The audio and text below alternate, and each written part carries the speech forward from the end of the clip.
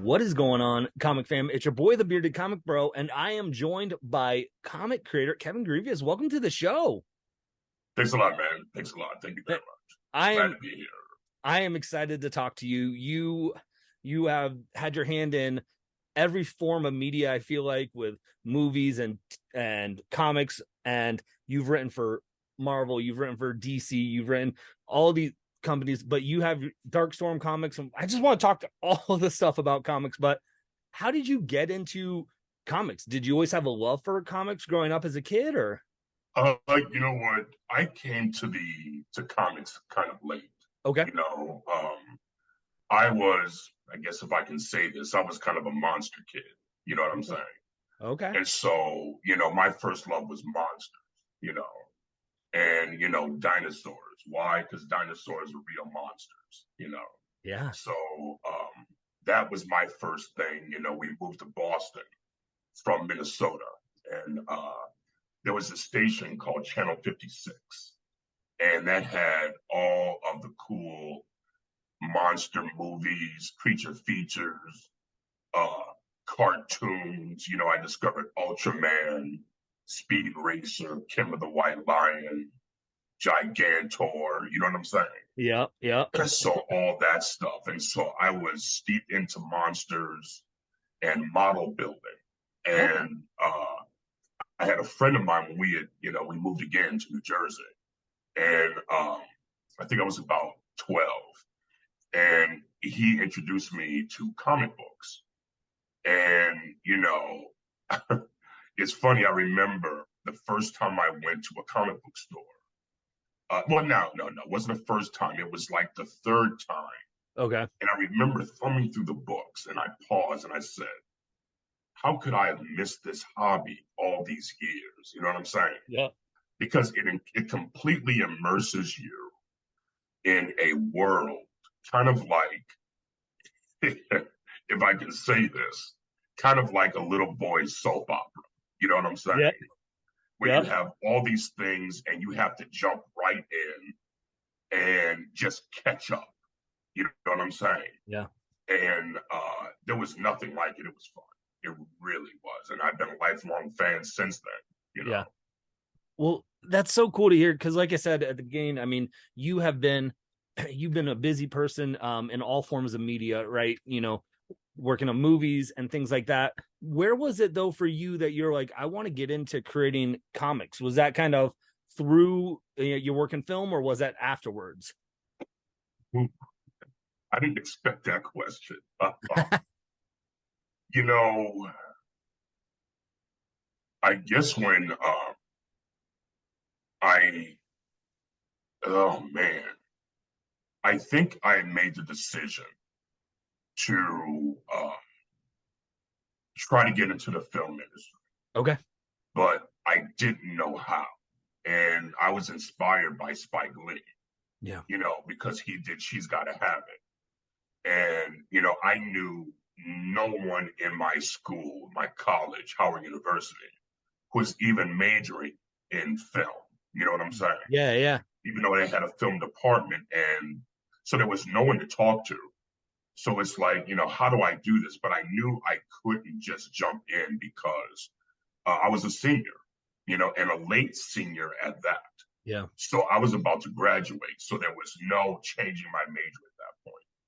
So my thing was when I was in grad school, I took a couple of television and film courses along with my genetic engineering curriculum. And I just said, you know what? I wonder if I could write comics. And so I wrote a couple of stories. Now, when I mean stories, I mean, looking back at it now, they were just pitches. Yeah. And so I wrote a couple of those, sent them into Marvel, and a couple of months later, I got rejection letters. you know, and it was cool. Yeah. And it's not like I really expected to get in. I mean, who am I? You know, I didn't even know the protocol or anything. I just took a chance, Yeah. and see if I could get in, and I didn't. And but it wasn't until after I had done Underworld, Yeah.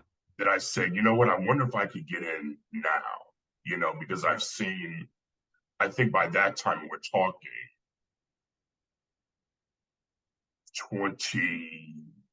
2006. Okay. I said, Yep. I've heard of different, Hollywood celebrities or people from other mediums, you know. Um, I think Brad Meltzer, had already done Justice League. And of course, I knew as a kid, well, yeah, I guess as a kid, Harlan Ellison had written a couple of issues of the Avengers. Yeah. So it's like, okay, well, maybe I could, see if I can get in now. And, I had, by then I had done some independent comic book work, because Yep. I figured I had to do my own thing, to get in. And I guess Marvel got wind of it. And so they contacted me. And that's how I got in. Nice. Yeah. So it kind of was, you kind of laid the groundwork of trying to set the stage and get in yourself. And then it wasn't until after, you started working in Hollywood, Yeah. those who know you co-creator of writing Underworld and things like that, which is a huge, phenom and success. And then that kind of transition to open more doors. But you said at the time you were already writing some of your own independent stories. Like, was that time frame when you were working on I Frankenstein and stuff like that?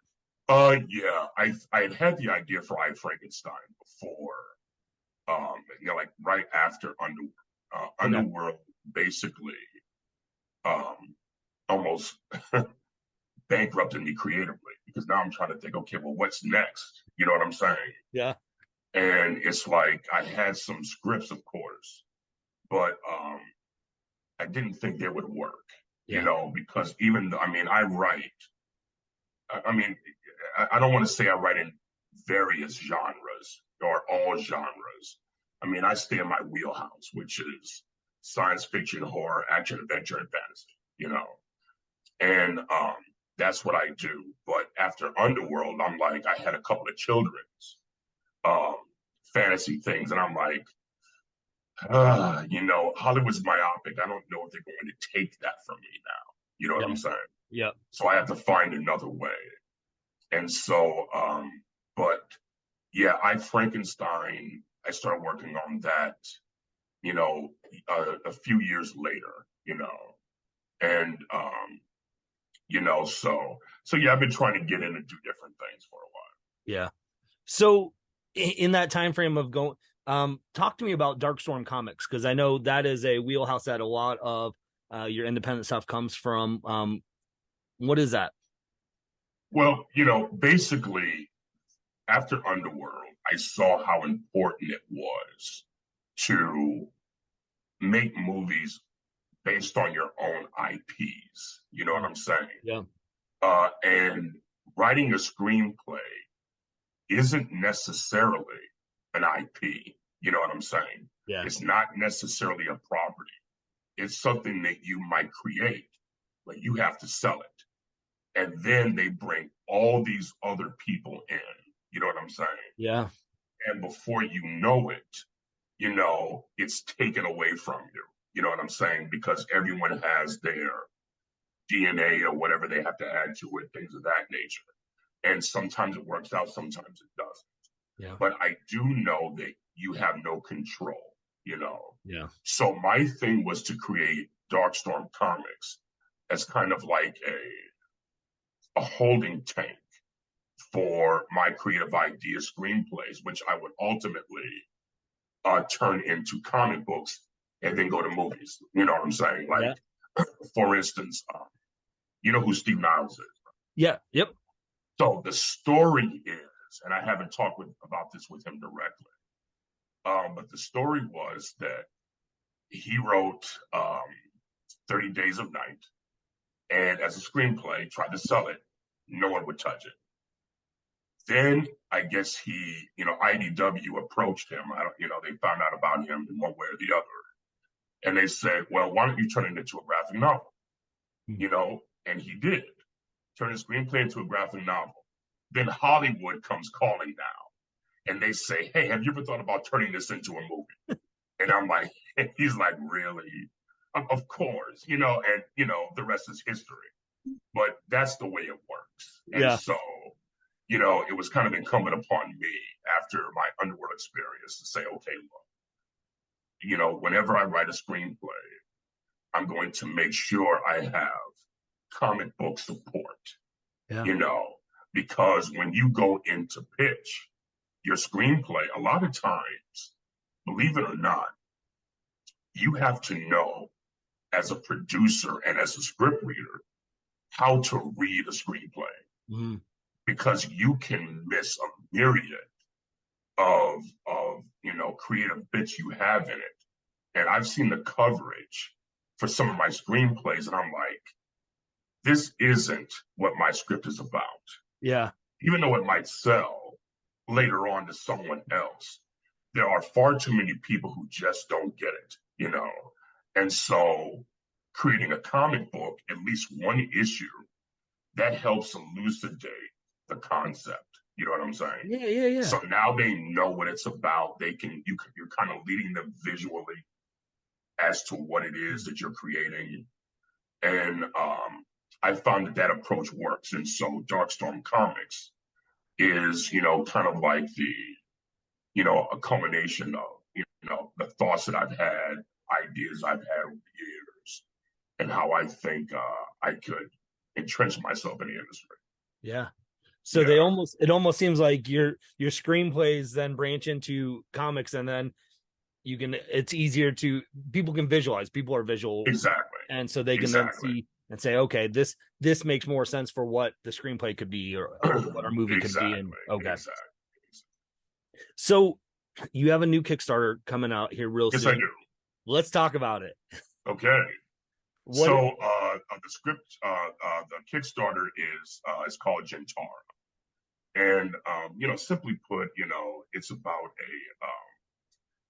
a detective, who's terminally ill, and she discovers this while she's on the hunt of this serial killer.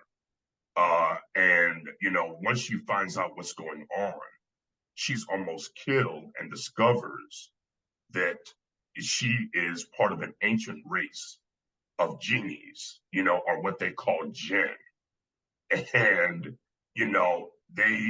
she's a prophesied member of this group of these spiritual creatures. And, simply put, she has to, decide what to do now that she has these powers. And, are they going to consume her, or will she be able to use them, for good in her work? And so it's really cool. It's action packed, a lot of good characterization. It was drawn by Elmo Bondoc, you know, who did some amazing work on it, you know, Yeah. really cool. And so, we're trying to get this into the hands of, you know, fans, people who like this kind of genre material. And I think they'll really dig it. Yeah. So because this originally came out through Darkstorm Comics, right? The first couple issues, and now you're putting it into a collective trade, right? It was a joint production between Darkstorm Comics and my good friends Ralph Tedesco and Joe Brucia over at Zenescope Comics Okay. or Zenescope Entertainment. Yep. And I pitched them the idea. They loved it, but they don't do many trade paperbacks. So it got good reviews, and so now I want to give it to the public in one volume, and so this is why I'm doing it. Yeah. And so the response has been good, so far. And so, I'm trying to get around, promote it, get people to check it out, Yeah. and get it into their hands. Yeah. So with something like Gentari, do we talked about how you take some of your screenplays and make them into comics. Do you set out sometimes to just make a comic book like this is my vision, or does it usually start in the process of a screenplay? Um, it can work simultaneously. Okay. And, I think, I've had arguments with friends of mine, because I'm going to say this and don't take this the wrong way. I've kind of said I don't like it when they bring Hollywood guys in to do comics because they really don't know anything about comics. But Yeah. then they'll say, "Well, wait a minute now, aren't you a Hollywood guy?" I'm like, not really. Yes, but I have a vast collection. You know what I'm saying? Of Yeah. 50 long boxes. I've been a collector. I mean, I got most of these key issues in the 70s when they were like $2, or Yeah. $1.50. I paid $5 for a mint condition of Silver Surfer #1. You know what I'm saying? Yeah. In like 76. I remember my first convention, I think it was Creation Con, New York. I saw a copy of Journey into Mystery 83 for $40. You know, it's crazy. I got most of these key issues when they were just, not expensive at all. And Right. I remember I had a personal fiat that I would never spend more than $5 on a comic book, you know. Yeah. And, in recent years, I guess I went back on A that, little bit. but yeah, but from the time I started collecting in 75 until 80, until 1980, I kept that Yeah. and maintained that philosophy. And I got all the books I wanted, or that I could afford within that range, and that got me pretty far. You know, Yeah. yeah. The only one, and I'm a huge Hulk fan. The only one I got angry at, well, not should I say angry? I guess I refused to buy it because, and that was Hulk 181. Oh, okay. And I refused to buy it because it had Wolverine in it. It shot up to like $6 or $7, and I'm like, I am not paying that for that book, you know, because I think I started collecting the Hulk around or issue 191. Okay. 191, I think it was 193. I can't remember. I think it might have been 193 because that was the issue with Doc Samson. And I remember, 181 was just a year before. So why am I going to pay that much for it? Yeah. Just because it has Wolverine. But I admit I broke down in the mid 80s and I was thumbing through some books, and and it was there for $6. And I said, you know what? Let me just go ahead and get it now. So I can say I have it. And that was it. There's so many people that will be listening and watching that interview going and being so mad at you if you hadn't gotten that book for $6 now. They're like, oh. Yeah, I went ahead and got it. That would they would be very upset knowing that that was passed up on. Yeah. Right.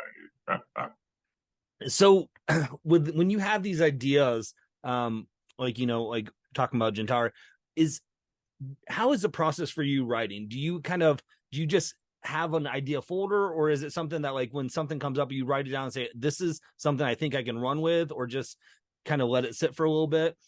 It's a combination of both. But Okay. I also will tell you that I also look at, okay, I don't want to say trends, but I will say what hasn't been done before Hmm. or what hasn't been done right. You know what I'm saying? And try to figure out what kind of play there is with something like that, Yep. Um, and I think, things can be done if you look at it from that perspective. There are a lot of cool things that could be done um, that they haven't done necessarily right, or they've done in a way that I think, serves that property, or film. But it's like, there's another angle. Like, I'm not trying to be arrogant here at all because I don't have the answer. Yeah. But I don't think the best dinosaur movie has been made yet. Now, I will tell you that Jurassic Park is cool. I mean, Yeah. they're the best ones out there, but I don't know. I think there's a better dinosaur movie out there. I Yeah. just don't know what that story would be. You know what I'm saying? Yeah. Yeah, don't know what that story would be. So it's kind of, trying to figure that out, you Right. know. Well, it's something. It sounds like you have a love for dinosaurs and you are a great writer. So I think it's your job to figure out what that might be. Yeah. But you also have to think of, and I try not to do this too much. You don't want to think about budget in mind Yeah. when you're writing, but I think in this current, market, I think you have to start thinking, in those ways because, you know, how much is this really going to cost? And if it is this amount, are they actually going to spend that amount? Right. And when they try to find some cheap way out, you know, Right. and companies do that. Yeah. They try to find these cheap ways out of, giving a budget its full due, Mm. or a movie budget its full due. And, you turn out, you wind up with a piece of trash, Yeah. So, With when something like, you know, a story idea for you, you know, say Underworld, comes about, is that something that it comes from? You talked about how you love monsters growing up as a kid, and then trying to figure out like, well, is there a monster story maybe that hasn't been told? Is that kind of the process still too? yeah. I mean, monsters, when I was a kid, I used to hate to see the monster die at the end. That used to really get me angry. It's like, why you have to kill him? I want him to go on doing his stuff. Yeah. But, you get older, it's like, okay, it's more than just, the monster going around, terrorizing people. There's a story here and it is a morality play about good and evil and all Yeah. that. But with monsters, I think that they were looked as something for kids for so long, you know, and then they broke out of that. And, the storytelling became more sophisticated and things like that. And when I mean kids, I don't mean little kids. I mean, teenagers and young Right. adults. You know Right. what I'm saying? Yeah. And, it grew to be so much more than that. And so, I try to do different things with monsters, Yeah. to make them cool. Like that was my attempt with Underworld and I Frankenstein, but unfortunately, the Hollywood system destroyed what I Frankenstein was supposed to be.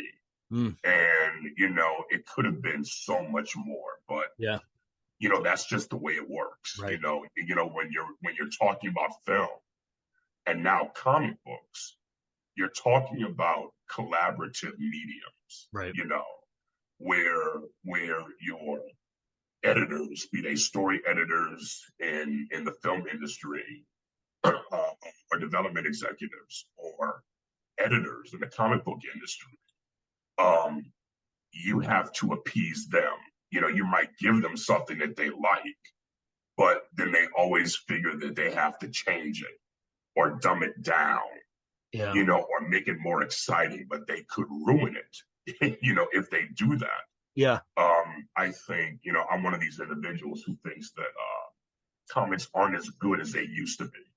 Mm. And, I think independent comics are much better than the books that Marvel and DC are putting out on average, Mm. And I think the reason that is because the stories are editorially driven Yeah. and they're coming up with the stories and they'll get a writer to execute it. You see what I'm saying? Yeah.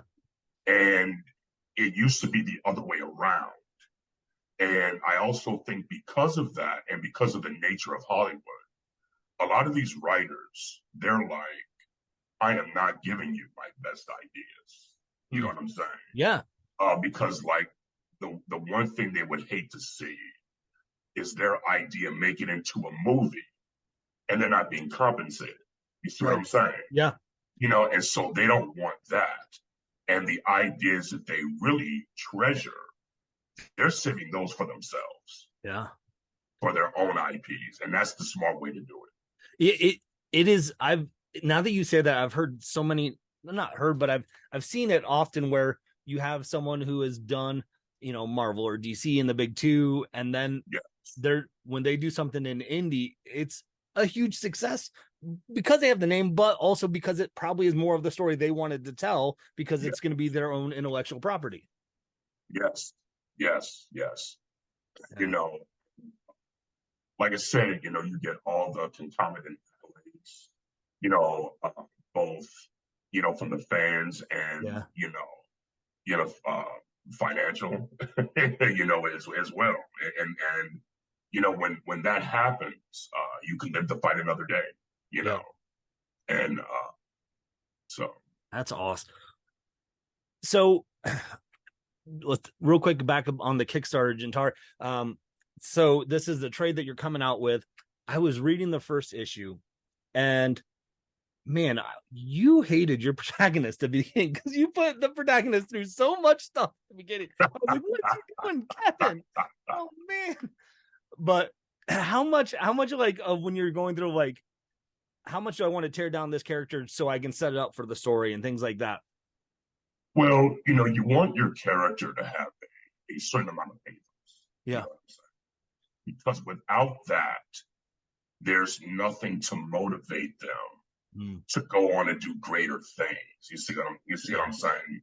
So it's, basically about, if I can use this, uh, Christian term, brokenness. You know Yeah. what I'm saying? Yeah. So they have to be broken, because of what happened to them. There's also an episode of Star Trek that also illustrates this well. I can't remember the name of it, but it's when Captain Kirk was split into two um, beings. Yeah. One was good, one was bad, and he says this famous line. He needs his pain. Because his pain is what motivated him to be a good captain. Not wanting to make mistakes because of the memory of past sins, misdeeds, or whatever.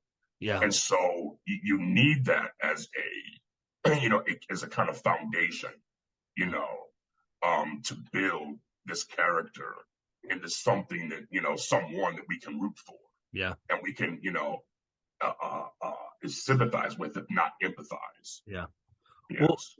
and I think you do such a good job as a writer. Yep. One of my favorite moments in the first issue is there's a scene and dialogue inside a church that she's having this conversation with a priest Yeah.